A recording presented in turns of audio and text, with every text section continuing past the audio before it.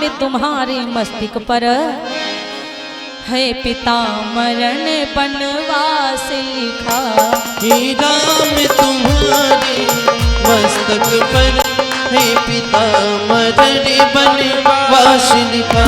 हे राम तुम्हारे मस्तक पर है पिता मरण बनवास लिखा।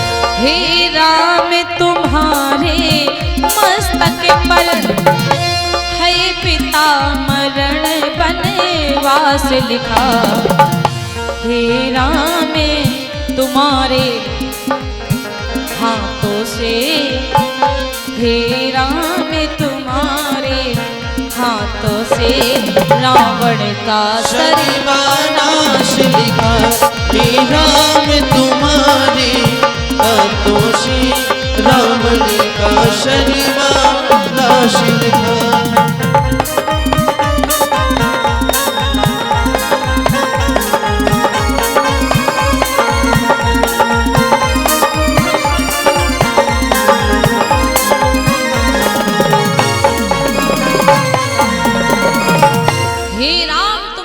मस्तक पर है पिता मरण बनवास लिखा। हे राम तुम्हारे हाथों से रावण का सर्वनाश लिखा। रावण नहीं छुआ बाण को। जब राजा जनक देव ने देखा इतने राजाएं द्यूप द्यूप के भूपति नाना आए सुनी हम जो पन उठाना, और कोई राजा के हिम्मत नहीं धनुआ को उठा सके हिला सके। सुकृत जाय जो पनु परिहरऊं कुंवरी कुंवारी रही का करूं। सबने कहा जाओ तजहु आस निज निज ग्रह जाई और लिखा ना विधि पै देहि विवाहु। जाओ तजहु आस निज निज ग्रह जाहु लिखा ना विधि पै देहि विवाहु। अपने अपने आसन को छोड़ो, जा छोड़ करके यहाँ से। जो जन त्यों बिनु भट भूवि भाई तो पनु करी कर त्यों न हसाई। यदि मुझे पता होता यहाँ पर कोई धनुष को हिलाने वाला नहीं है तो किसी मैं ये प्रण नहीं करता। लक्ष्मण जी एक बार सुने तो गुस्सा को शांत कर लिए, और जब दोबारा बोले तो फिर लक्ष्मण जी से क्रोध शांत नहीं हुआ, और लक्ष्मण जी क्रोध में आकर के खड़े हो गए। कहीं जनक जैसे अनुचित बानी, और गुरुदेव जी की तरफ देखा, राम जी की तरफ देखा। अरे जो तुम्हारा अनुशासन पाओ, जो तुम्हारे अनुशासन पाओ, जो तुम्हारे अनुशासन पाओ, जो तुम्हारा अनुशासन पाओ कंदुकैव ब्रह्मांड उठाओ। जो तुम्हारे अनुशासन पाओ कंदुकैव ब्रह्मांड उठाओ।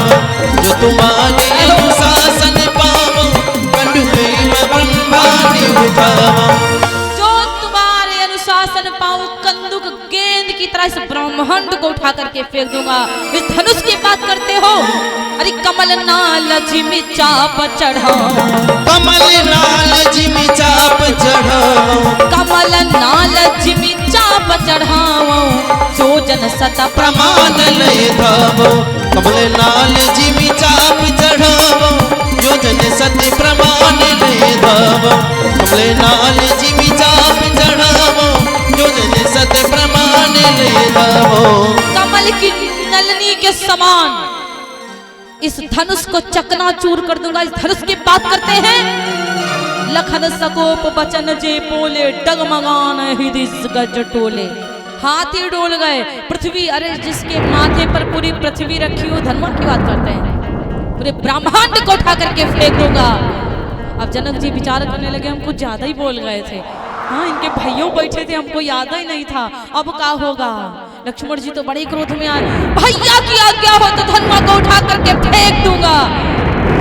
राम जी सोचे अगर हम ऐसे करेंगे तो लक्ष्मण जी को लगेगा तूड़ो सीता का क्या होगा।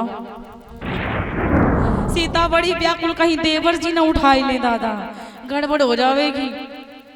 गुरुदेव जी ने कहा राम लक्ष्मण इधर आओ बैठो।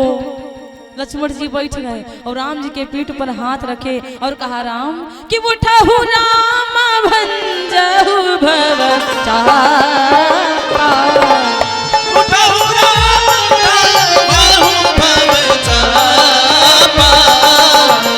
मेटहु तात जनक परितापा, हो मेटहु तात जनक परितापा।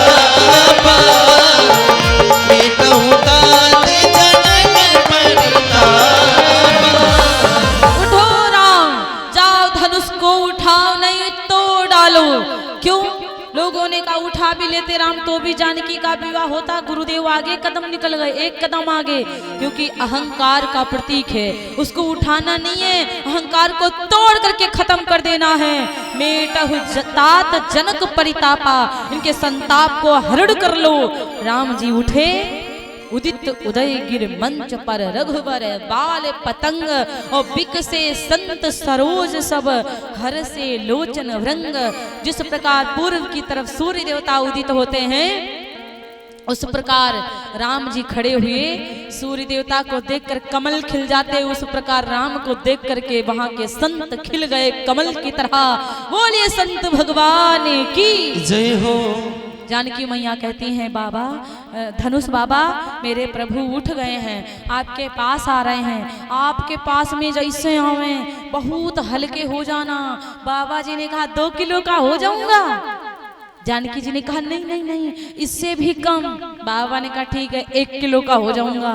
नहीं कहा नहीं नहीं नहीं, इससे भी कम। बोले 200 ग्राम का।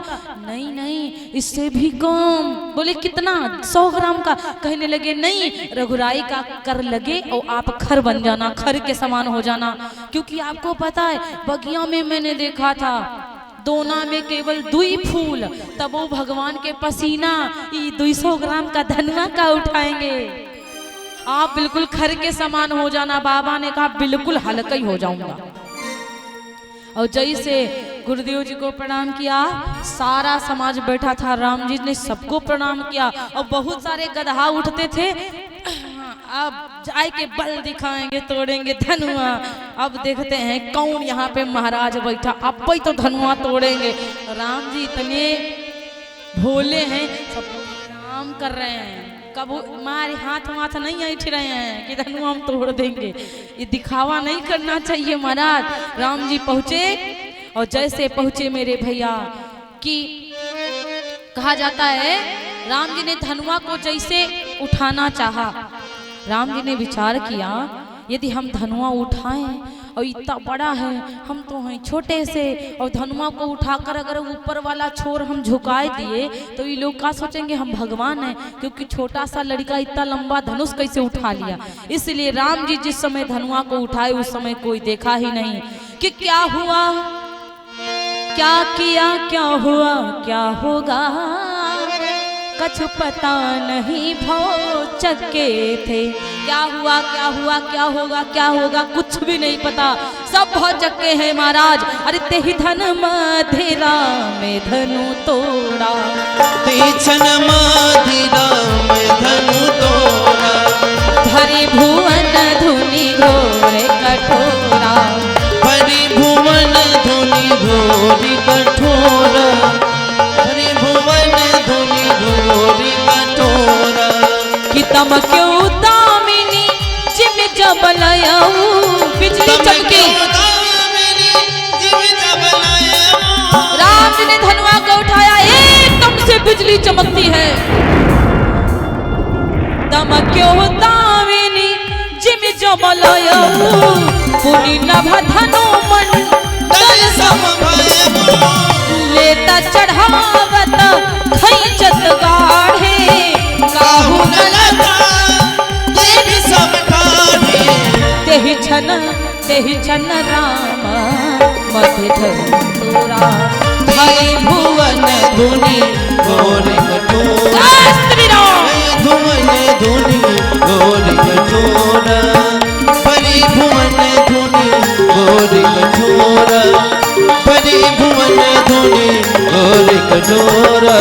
भगवान जिस समय धनुआ को उठाएगा, लक्ष्मण ध्यान देना, और पावर वहां पे बहुतन का लगा पड़ा है। संतन का पावर, सीता मैया से, धनुष बाबा से पावर, गिरजा मैया का भोलेनाथ से पावर, भोले बाबा का धनुष बाबा से पावर। इधर से उधर, इधर से उधर टूट जाना, समझ लो बाबा। और बाबा को जैसे उठाए बाबा कर्म हो गए एकदम से। बिजली चमकी, और बिजली जिस समय चमकी, धनुआ जिस समय टूटा, इतनी जोर की आवाज हुई कि कब टूटा कब नहीं टूटा कोई को पता नहीं, 2 खंड नीचे पड़े हैं। और इतनी जोर भैया बिजली कड़की की, भरे भुवन घोर कठोर रवि बाजित तजिमा रघु चले, चिकरह दिग्गज डोल महियहि कोल कूरुम कलमले। सुर असुर मुनि सब कान दीने, सकल बिकल विचार ही को दंड खंडेउ। नहीं पता है कि को दंड खंडेउ, राम तुलसी जयति बचन उचारहि। सूरज बाबा पूर्व की तरफ से पश्चिम जा रहे थे, एकदम ते धड़ाम से उधर दक्षिण मुड़ गए। इतनी जोर से आवाज हुई, ये बात लिखी हुई है कि भरे भुवन घोर कठोर रव रवि बाज तज मार्ग चले। रवि माने सूरज बाबा पूर्व की तरफ जा रहे थे।